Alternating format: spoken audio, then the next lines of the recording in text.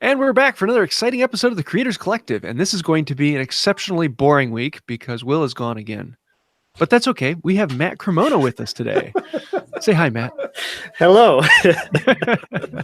So yes, as usual, Will is not able to make it, but that's okay because we have Matt in, our new Will replacement. So it's not our old Will replacement of Jackman Works this week.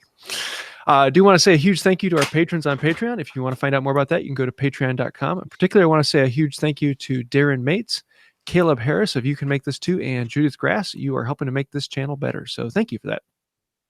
So this week, we have Matt Cremona with us, as I've said. And this is where you can now say, do you love it or do you crotch? I don't think he has the context on that, which makes it even funnier to me.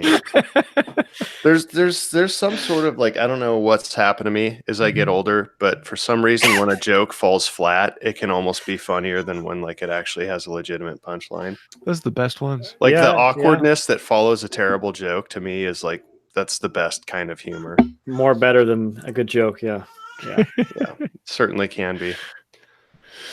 Cool. Well, let's start us off, Matt. What you got going on?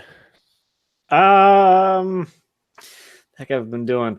Oh, I just wrapped up that hand tool cabinet, so that's finally done and hanging on the wall, which feels pretty good. I've been just finishing up some of the stuff for the guild build, which that was part of, and just kind of getting ready for this trip here to the UK. I'm heading over for Maker Central. But I'm also going a week early to spend 6 days at Crimson Guitars making a guitar out of a piece of wood. Nice. That's cool. Pretty cool. How you getting that chunk over there? Just right there. Oh, you mailed it? What kind of wood? Silver maple for the body, and I got a piece of curly birch for the neck. Very cool. That's about as much as I know about guitars right there. I don't know. I'm sure it's a thing. I've been a it's definitely not a thing. It's a whatever Matt had to look good. I've played instruments most of my life, and specifically guitar. I don't think I've ever heard of a birch neck. That's probably for a reason. I don't know. Didn't they use birch for like bows and stuff? Isn't it like kind of a springy wood? I don't know much about birch. I don't know if it's springy. I don't think so. I think it's more brittle than springy. Oh, yeah. Huh. Maybe you're thinking like canoes, like birch bark canoes, maybe? Maybe that's what I was thinking, yeah. Or like a dugout canoe, maybe? I know nothing about like wood uses outside of like furniture making, like bows, instruments. I got nothing. Nothing. Yeah, I don't know. I don't know much about birch. Oh, they make drums out of it, though. I know that. Like drum shells. Yeah. I didn't even know that. There you go. Yeah. I learned something today. Know. I miss that. We need like that 80s graphic, the more you know. Now, the real reason that Will isn't with us is we're just doing a Makers Central group today. So all three of us will be there. So Will's not going? What's that? Will's not going? No, he chickened out at the last minute. A lot of people are doing that. Cowards. It's a great show. I don't know. I haven't been. I couldn't make it last year, but somehow we're cramming it in there. Like just saying beforehand, like I have literally, I feel like I've been living out of my suitcase for like 3 months. Like every springtime, it seems like that's when every company, every event happens. It seems like it's all condensed into like 2-3 months, and it's fun. But man, like if somebody else out there is listening and they're thinking about starting a big event, do it in like summer or fall or something, because it's it adds up. And I mean, it's God, I was just saying, I think like we did a European vacation a while ago, and then Workbench Con, and then Spring Make, and now Maker Central, and this is all like just those 3 events. Workbench Con, Spring Make, and Maker Central are all within, I think, probably a month and a half. Definitely within 2 months. They're like all contained within 2 months. They're like yeah. That's a lot of stuff to cram into 2 months. Yeah. So yeah, it is. Yeah. Now that there's no longer Woodworking in America or handworks. That's true. Those are other events too. So yeah, they need to make a maker's tour shirt, like a concert shirt, and it's just got like all the events. Yes, I would like that. Yeah, I mean, I guess we need more than 3, but yeah, cool. I don't know. So what you got going on, Zach? Everything.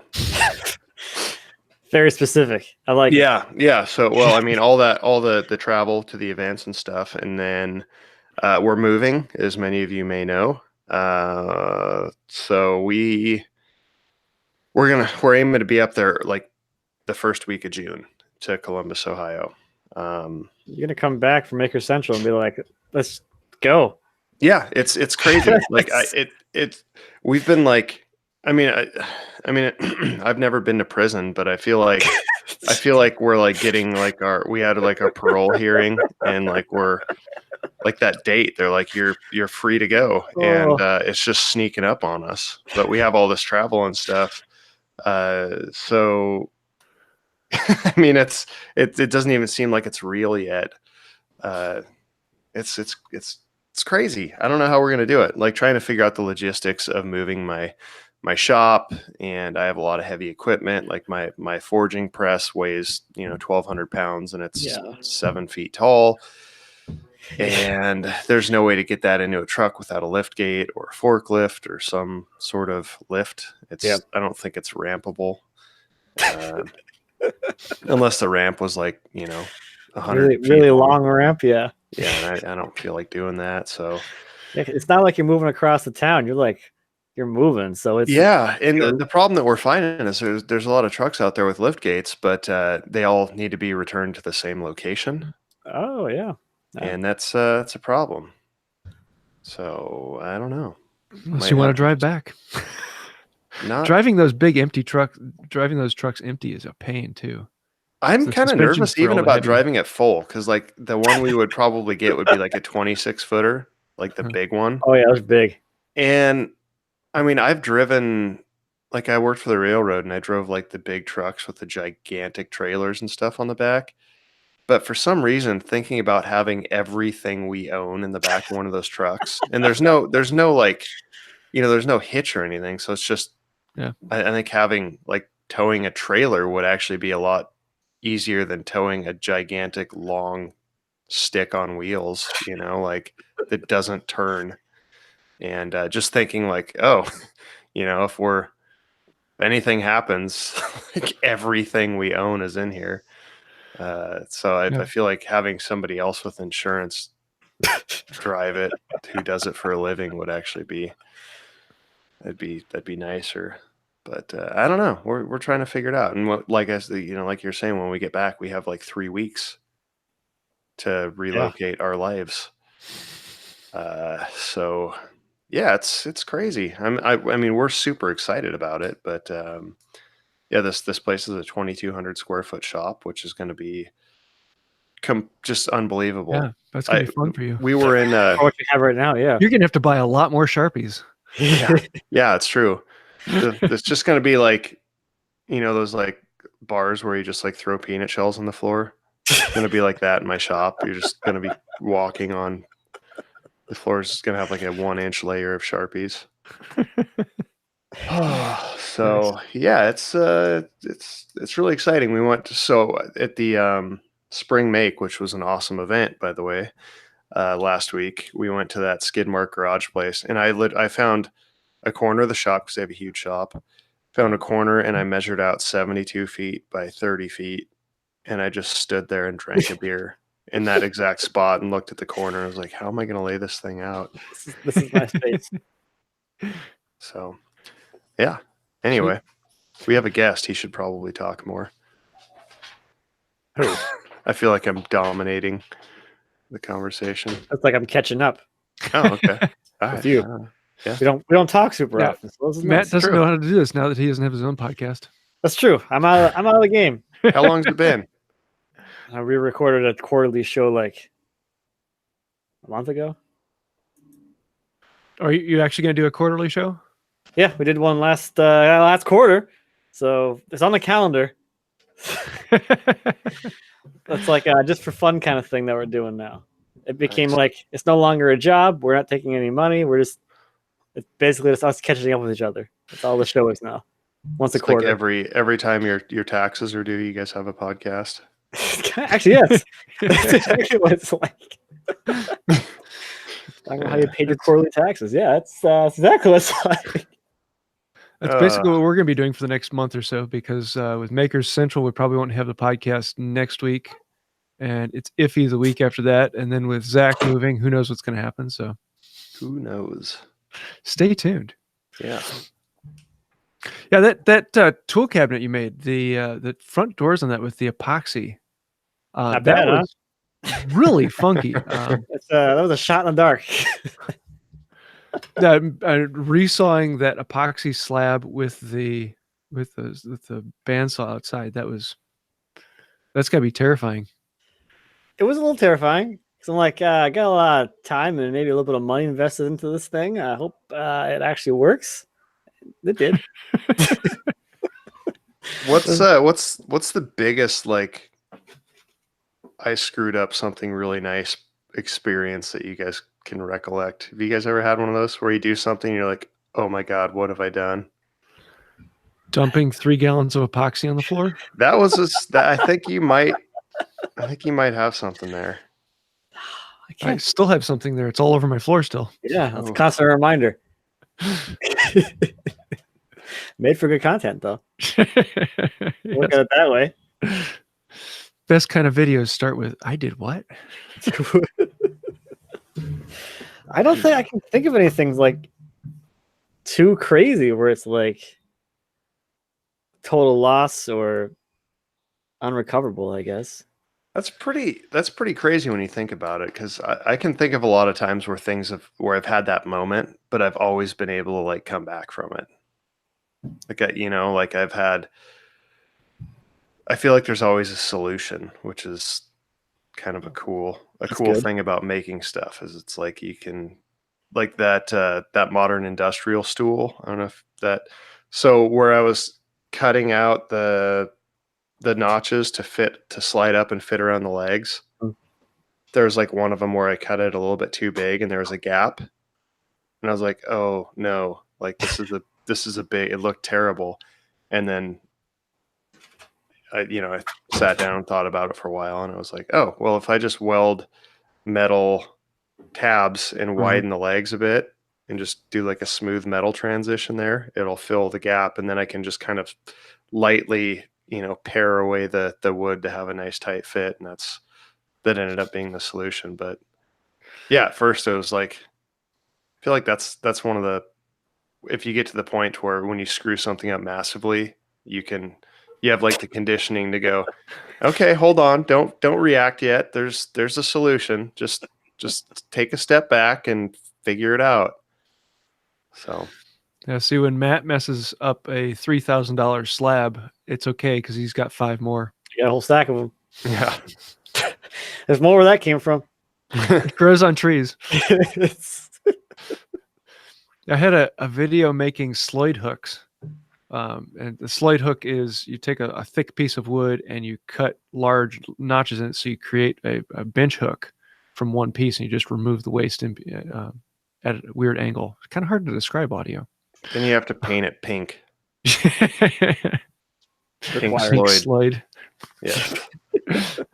But I had so many, because I made it. I had this scrap of walnut that's 2 inches thick by like 4 foot long that I literally pulled from a dumpster. It was going to be burnt.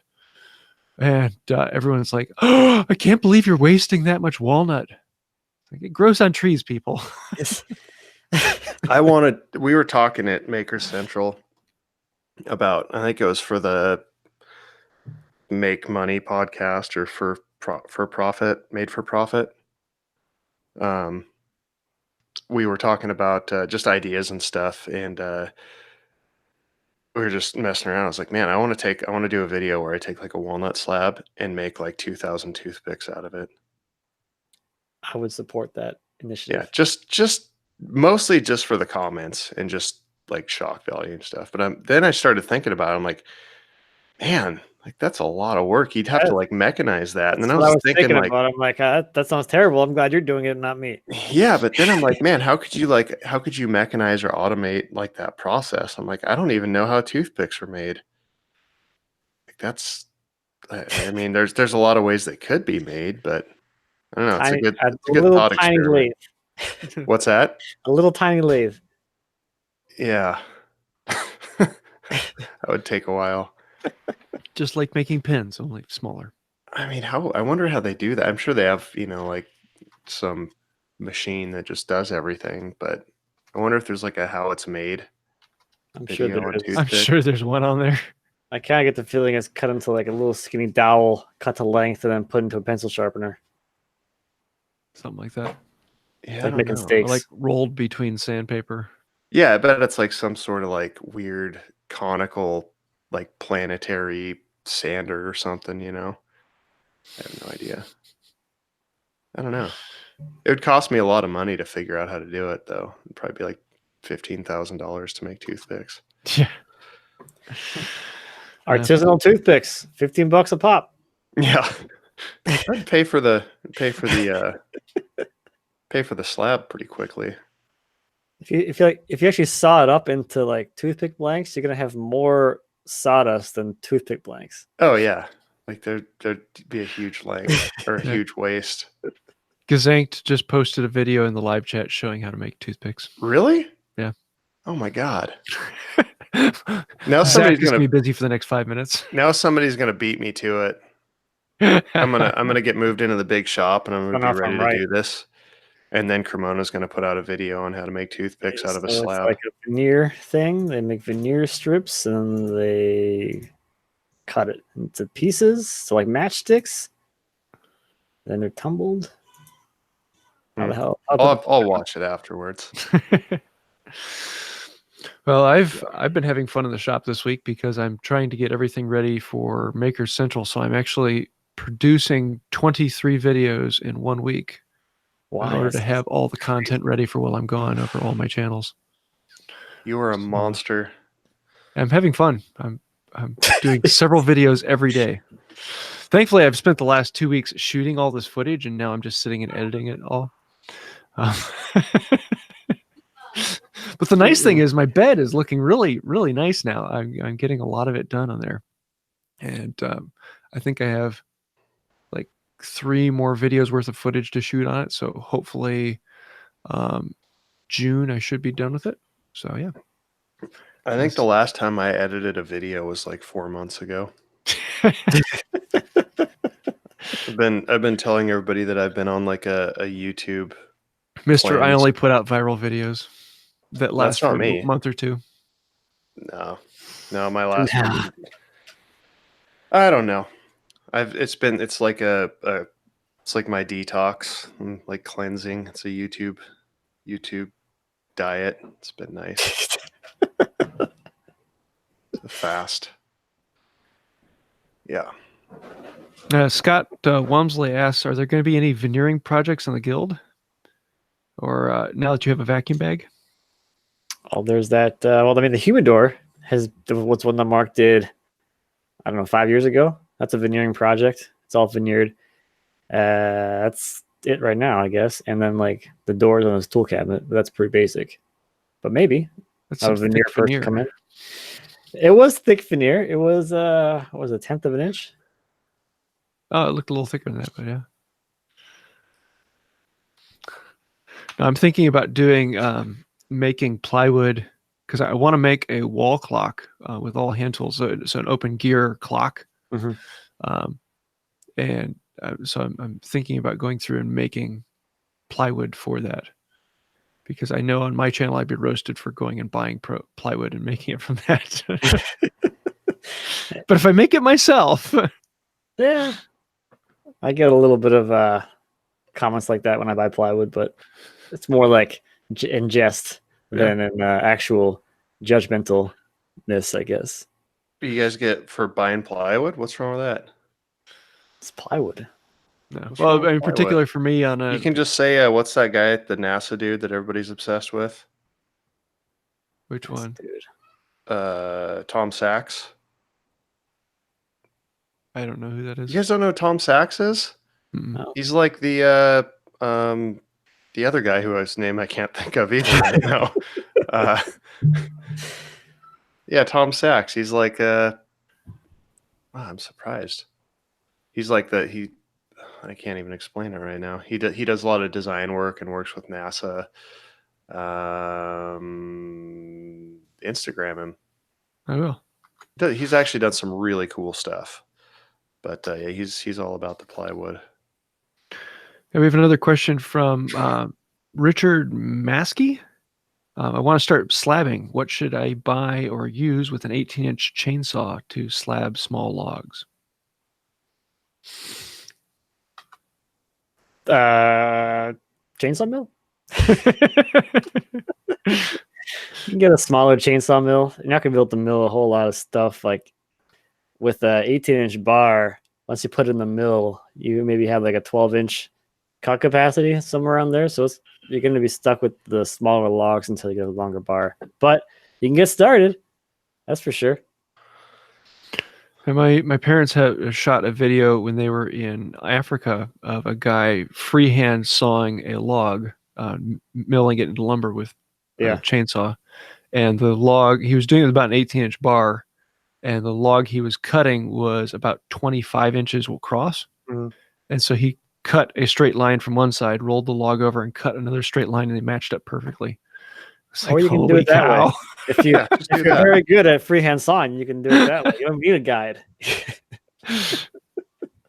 Have you seen the Scandinavian people that do it? They like everything with an axe. They'll use hewing axes, and that's crazy. Like seeing them like cut out like 2x6s and stuff out of a tree, and how clean they can get it, and it's still green, so it's just like super flexy. Yeah, it's weird. That's one of my dreams, is to make a small longboat and do it all out of hewn white oak. That'd be cool. Be a long, tedious task, but would be a lot of fun. Sounds like something you'd be into. Long and tedious. I don't know what you're talking about.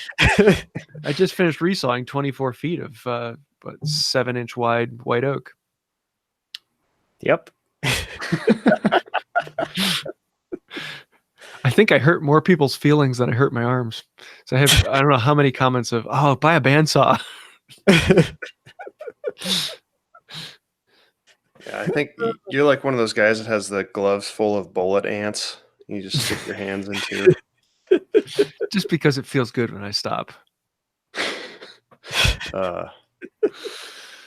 Anywho. Well, we were supposed to be doing the Creators Photo Challenge this week, but with Will gone, we're going to have to bump that off until the next time we meet, which I don't know when it will be. So stay tuned for that. We'll be posting it on our social medias when we make a decision, but we won't be meeting next week.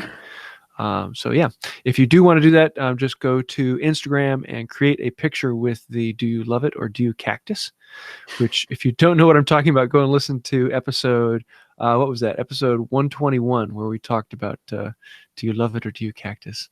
And we're gonna have fun with this one.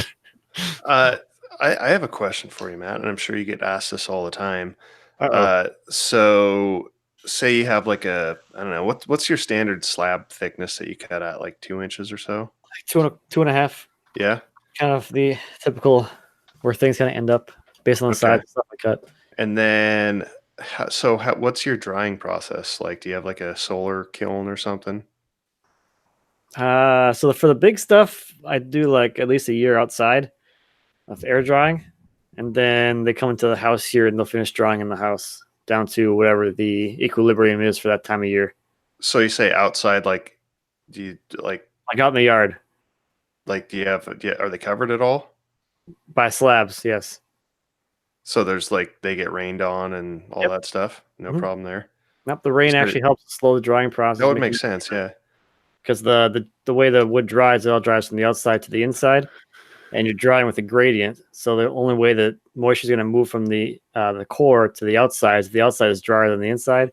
And if you get that gradient too far apart, so the outside is too far dry from the inside, you get a lot more drying stress, and that's how you get a lot of warping and weird stuff and cracking and things like that. So you'll just stack it exposed and leave it outside 100% exposed to sunshine and rain and whatever. Yeah, I've got it in a shady happens. spot so the sun doesn't affect it too much. It's under some trees, which helps. The way that the log goes back together, it's got a curve on it, so it kind of helps to shed a lot of the moisture. But there's some moisture gets on the surface, and there's just moisture in the air, and it's just a little more damp, I guess. So it helps to slow things down, even things out, so they dry nice and evenly. What about bugs? I live in Minnesota, baby. You ain't got no crazy bugs up here. Really? It's kind of nice. Yeah. There's like no carpenter ants or anything in the summer that come eat carpenter ants. We have carpenter ants. Carpenter ants only like wet, decaying wood. So the whole they're also colony based. So if you bring it inside, the colony can't get at it. Yep. Huh. So you let it sit outside about a year and did you say a year or a year and a half? At least a year. I mean, it just depends on how motivated I am to carry a whole stack of slabs into my basement. That's really what it comes down to. And then how long does it typically take once you bring it inside? Depends how dried it was while it was outside. But if it was the stuff I brought in that was been out there for 2 years, took about 3 months to get down to equilibrium. So it came in at about 14, and it gets down to about 6 in about 3 months. That's in the winter time here because it's like super dry. The humidity in the house is 10% for like 4 months straight. So it's literally, I live in a kiln. Yeah. Huh. It's the opposite here. Yeah. You can like probably take one of those, those like bath sponges that like blow up when you put it in water and just set it outside for 10 minutes and it'll be gigantic. It's terrible. It gets pretty dry here. You go through a lot of moisturizer in the winter and lip balm. That's why. Cool. Well, we've got a good joke of the week that I came across, and I just had to post it here. My wife is really mad at me for the fact I have no sense of direction, so I packed up all my stuff and write. That's bad. That's bad. It's what we aim for here. We have low standards. Yeah. So, Matt, Make Brooklyn asked, are you planning to learn to play the guitar once you're done? I will probably learn how to play a chord. Maybe G. That's about it. I hear that one's easy. E minor. It's 2 fingers. Can't go wrong. Otherwise, I'll be just strumming and pretending I'm playing Guitar Hero. That's that could be it too. Which is kind of nice. I can't play, so I don't know if it sounds bad. That's the beauty of making it and not knowing how to play. You have no idea. So are you making electric guitar? Yeah, solid body electric, which I had no idea what kind of guitar I was making either, because I don't know nothing about making guitars. So I'm like, what size block of wood do I need for this? They give me a block size. I'm like, okay, I'm cutting it up. I have no idea what I'm making, but I need this size piece of wood for this thing. Could be anything. That's on my list. Hopefully next year is to make an acoustic guitar. That'd be cool. Yeah. I want to actually go out and cut it and do the whole process of going from tree to guitar, but that'll take longer than 1 year. You have to time lapse the wood drying out for a year outside. That would actually be cool if you like figured out how to do it. Like Will Walker walk out style. and take 1 picture a day. Yeah, you'd see all the seasons. If you did it here in Florida, you just see like the bugs completely devouring the wood, and the time lapse would be like 5 days long, and it would all be gone. Yep. Yeah. Bye bye. Cool. Well, let's get into what's been inspiring us. What are we watching or reading? Do you have anything particular, Matt? Or should I come back to you? I've been watching and reading a lot about trucks because I'm looking at getting a bigger truck and trailer, and I'm also looking at getting a CDL so I can get a pretty big truck and trailer. Nice. So I don't know. That's what I've been kind of venturing down into a rabbit hole of lately. Which what kind of trucks are you thinking?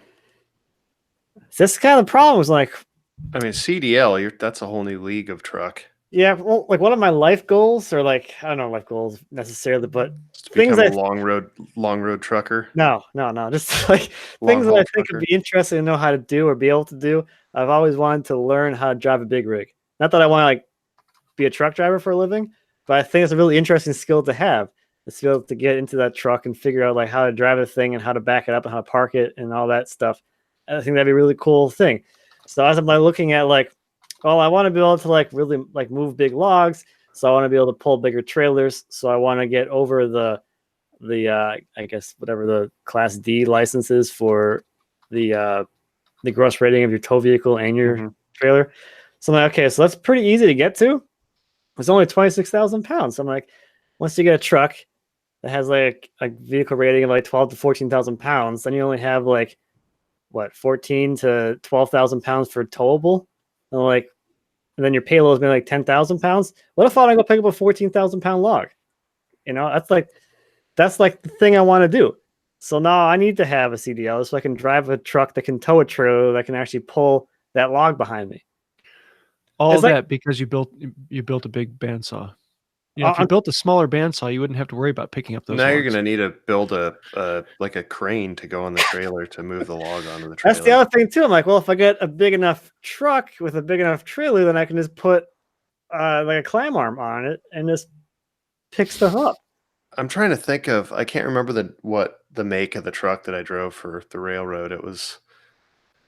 I don't think it was an international. It was a gigantic like boom truck, and Yeah, see, yeah, like what if that's what someday you I want need. to buy a boom truck That's or what a you need dump is a truck? big boom truck with a trailer, and you can just load it up. See, and the only thing holding me back is my ability to drive it legally. Yeah, and the cost because How about the space they're to not park it? cheap. They're actually pretty cheap. Like, if you buy new ones, they're obviously expensive, but for someone who's just kind of doing like for fun, you don't need a super nice machine. They're actually like not that expensive, like Really? between 10 to 15, 20,000 for Wow, like that's maybe a like lot less than I like a expected. 1990s truck. It still drives just fine. It'll still pick up what you want just fine. Yeah, I'm not driving it every day, so I'm not super worried that's about true. it, but it's cheaper than buying like a pickup. That's crazy. Yeah. They're on It's Craigslist fun, all the man. time. Like I remember because I got my permit. I never actually finished my license because I didn't work for the railroad too long.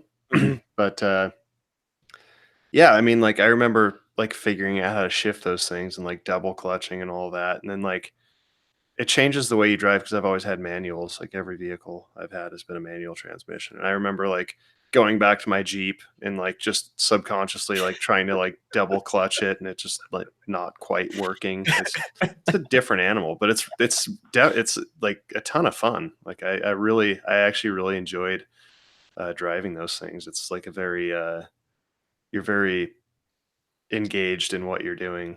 Yeah. Yeah. Cool. Yeah. Well, what about you, Zach? What's been inspiring you? Ooh, man, I haven't had time. All I have is inspiration. I just don't have any time to do Frequent anything with flyer it. miles. Yeah, like there's so much I want to do, and this is the problem I have right now is I am so limited on time, and there's so much I want to do. So I'm at I think my next hammer in queue is number 98. Somebody has purchased 99 in advance. I kind of want 100 to be like I might do a video on that and make it my last one that I do out of the shop because I don't know, it just seems like Oh it'd yeah. be a cool thing to do. Um, but yeah, I don't have much time, and man, like just trying to orchestrate everything that's going on. So So yeah, you still planning on moving yourself or hiring people? I don't know. Like I really wanted to move myself. I wanted to find a truck with a lift gate and load it up and get everything packed the way I want and just hit the road. But I mean, we've looked everywhere, like every moving company, Penske and all these places that have like lift gate service and stuff. The issue that we have is all of them want the truck to be returned to where they were Yeah. picked up from originally, which I guess is possible. I just that's more time that I don't have to like drive everything up there and unload and then drive all the way back.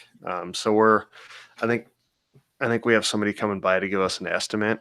And it's weird because when you do that, everyth's by weight, which to me is the dumbest. I mean, I know it Yeah. makes sense to truck drivers and stuff, but when you have weigh-ins, but do you know how hard it is to estimate how much stuff you own by weight? Like that is it's ridiculous. Like I have no idea. I have no idea how much my shop weighs.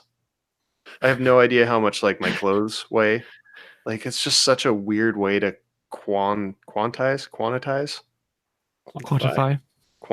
Yeah, that one. It's such a like weird way to quantify your belongings I by gotta weight. think about this now. I don't know. Yeah, I mean, It depends on whether or not you're really moving your weird. slabs, Matt. yeah. How much all my slabs weigh? Yeah, see, this is why you need a CDL. You can be like the shop mover. Whenever somebody in the community needs a shop moved, you call Cremona. Maybe just my own shop move. That's about it. I think there's a business to be had there. I don't know the margins of that. Yeah. Well, I have to give a shout out to a video I came across this week. Someone sent this to me, and for the life of me, I can't remember who sent it to me, but it was about a guy making a Swiss-made Cooper bucket, and so it's a milking bucket, oval Coopered bucket, and fascinating just to see how it can all come together. And this particular guy makes one bucket a day, and so each step takes longer than a day, but he has several in sequence at any given time, so that every day one comes out of the shop. And it was kind of a fascinating look. I mean, because you think about a circular Coopered barrel or bucket, but this was oval, so the stresses on it are different at different points. Just a really interesting video. So yeah, I had a lot of fun with that.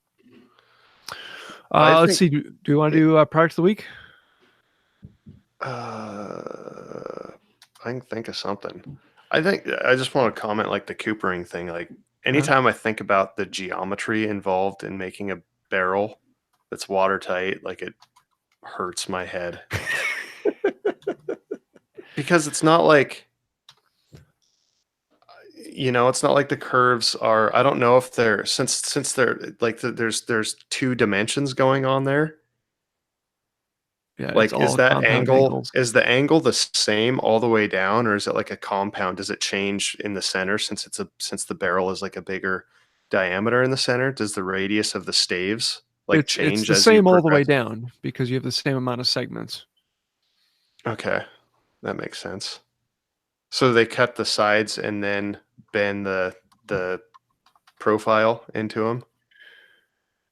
I guess I've seen videos. I've just never seen. Well, there are different ways of doing it. Yeah, that's insane. Crazy. So do you have a product of the week? Who's you? Matt?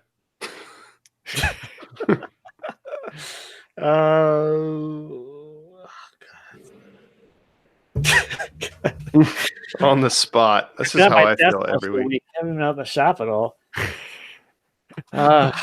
Besides something that starts with Boeing.